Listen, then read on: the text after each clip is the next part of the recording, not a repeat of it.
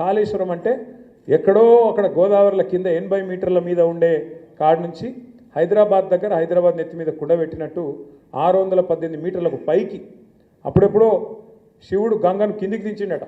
కేసీఆర్ ఏమో గంగను పైకి తీసుకొచ్చిండు. అక్కడ 80 మీటర్ల నుంచి 618 మీటర్ల కాడికి తీసుకొచ్చి కొండపోచమ్మ సాగర్ నింపి కాళేశ్వరం అనే ప్రాజెక్టు ప్రపంచంలోనే అతిపెద్ద లిఫ్ట్ ఇరిగేషన్ ప్రాజెక్టు. ఆ ప్రాజెక్టు కట్టిండు. అందులో 3 బ్యారేజీలు ఉన్నాయి.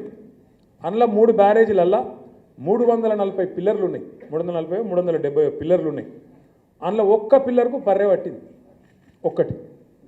దాన్ని పట్టుకొని ఎంత కథ చేసిర్రు. కాంగ్రెస్ వాడేమో దున్నపోతు తినిందంటాడు, బీజేపీ వాడేమో దుడ్డను కట్టేరా అంటాడు.